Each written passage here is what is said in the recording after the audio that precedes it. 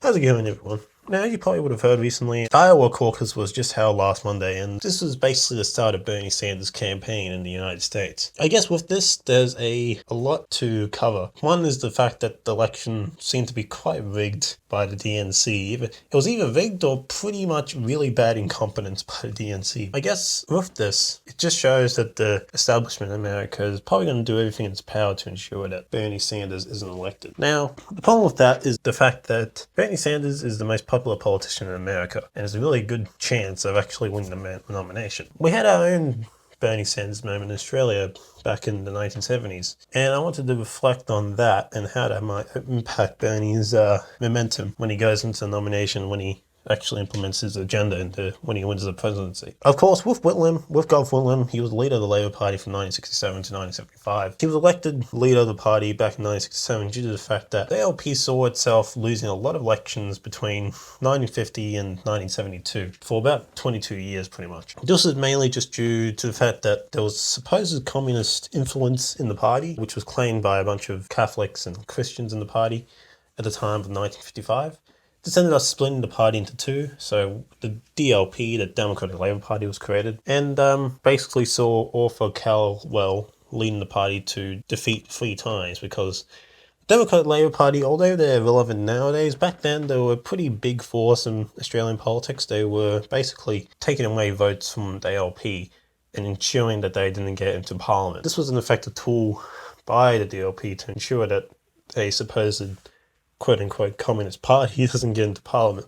Now, of course, one can argue that there probably wasn't really any actual communist influence in the party at the time. But of course, when Gough Whitlam became leader of the party back in 1967, the Labour Party kind of evolved from a working class blue collar party to a white collar middle class and working class party. So it ended up being more of a catch-all party instead of appealing to its main working class base. And this was basically needed to convince undecided voters to vote for the party in subsequent elections. And because of this, this ended up allowing the Labour Party to win the 1972 election.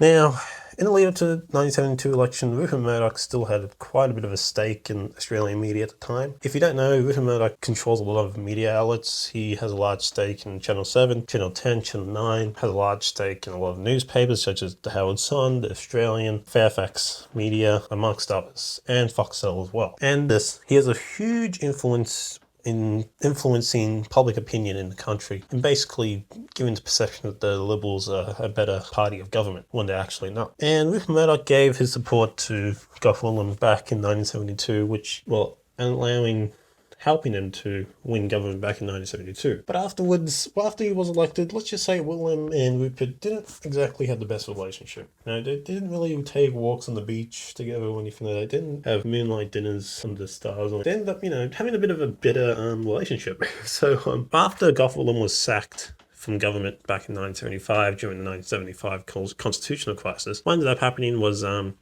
election happened afterwards. The Murdoch papers were pretty much relentless against the ALP and basically ensured that the Liberals came back into power. With this, one can see through Whitlam's progressive agenda and policies in government and anti-establishment type rhetoric that we can see how Whitlam was more of a Bernie Sanders character back then and was probably our Bernie Sanders moment in Australian politics. And because of this, the Whitlam government can reflect back on what Bernie has to face in the lead up to the nomination and when he wins the presidency as well. I guess the problem here is the fact that the 1975 constitutional crisis was mainly driven by politics.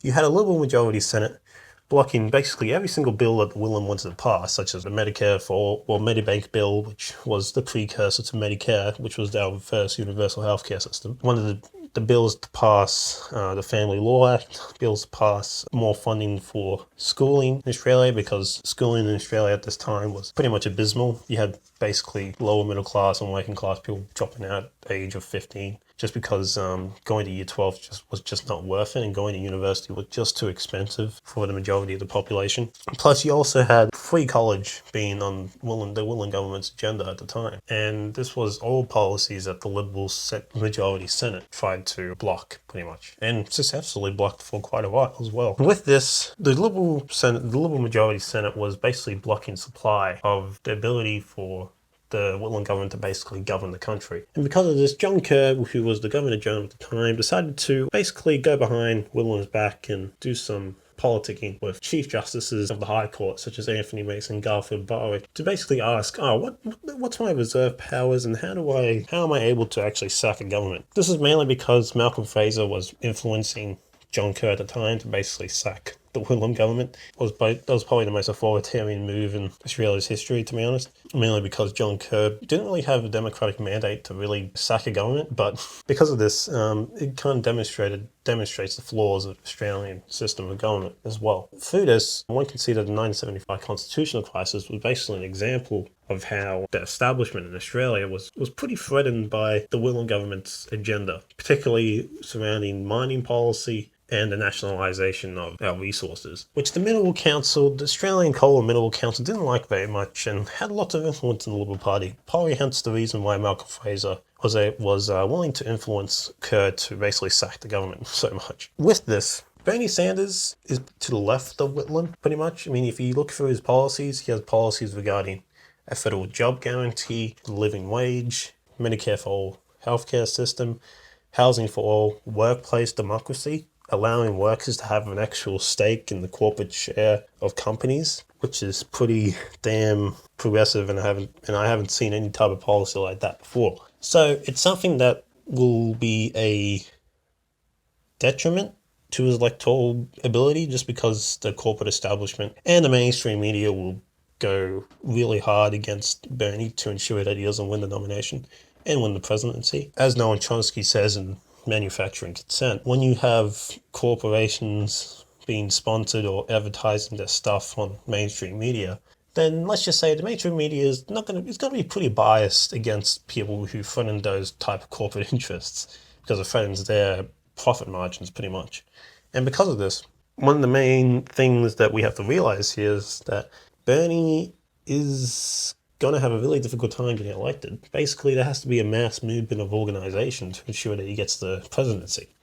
And then there's also the fact that after he does get elected, then there's also the fact that he's going to have to play basically Machiavellian politics to ensure that those people in Congress and the Senate actually follow his agenda and actually implement his agenda and pass it. Because, let's be honest, the people in Congress, the Democrats in the Congress majority, and the Republicans in the Senate, aren't going to be too happy with Bernie's policies when it comes to the military or, Medicare for all, or basically any progressive policy that Bernie wants to implement. And because of that, we're probably going to be seeing a movement in America which hasn't been seen since the Civil Rights Movement back in the 1960s. Because this is the first time that actual change is going to happen to the country, and it reflects the change of the 1972 government during the Whitlam era, because of the fact that we haven't had a progressive presidential candidate like Bernie in 80 years. And during Australia's time, during that time of Labor losing election, that was over 22 years. So with this, there's also the fact that if Bernie Sanders wins the nomination, beats Trump, and ends up implementing his bold-ass agenda in government, then there's also the fact that he probably will be having a really hard time actually implementing his policies. And because of this, the corporate establishment is probably going to do everything in its power just to ensure that Bernie Sanders probably gets sacked somehow or another, just because Bernie Sanders threatens their interests. And the deep state in America basically controls most of the politics of America. Both sides of politics are basically beholden to corporate interests at this point. So Bernie's basically the only presidential candidate that's willing to face those interests in government. Because of this, one has to realize that, particularly the left in general, is that if Bernie does get elected, then that's not the end of the mass movement. When Bernie gets elected, that's when things start. That's only the beginning of the left-wing movement in America, because of the fact that Bernie's not going to be able to implement his bold agenda into the country very easily. There's going to have to be quite a bit of mobilizing and organization to ensure that those in Congress and the Senate listen to the people for once and actually implement legislation to benefit the American public. Now, with this, I guess if you are an American at the moment and you are in Nevada or New Hampshire or in any of the states that Bernie has to win to get the primary, My advice to you, particularly, is to basically get off your damn ass and start freaking door knocking or doing call banks in the election.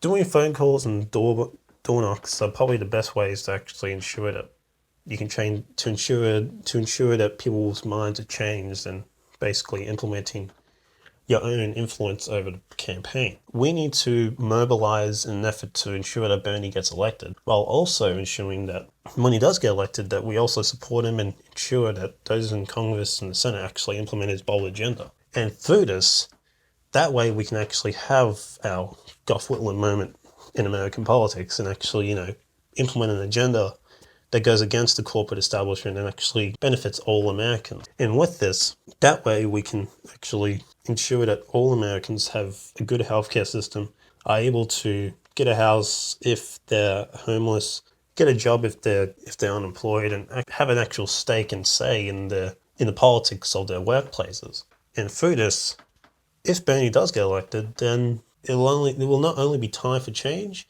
it will be time to create a mass movement in America that we haven't even seen before, that we haven't even seen probably since the freaking civil rights movement. So with this, I'm telling you right now, if you're an American and you ain't freaking campaigning right now, dude, you better get off your damn ass and start fucking door knocking and fucking doing calls to ensure that Bernie gets elected. Because if Bernie doesn't get elected, then we are going to have 4 more years of Trump. Joe Biden and Pete Buttigieg aren't going to be shit against Trump. Trump's just going to do circles around him. So like I said, get Bernie Sanders elected. That way we can ensure that America goes further to the left. And if we can turn America into a social democratic country, then we can go even further left than that and influence American politics in a way that we haven't seen before.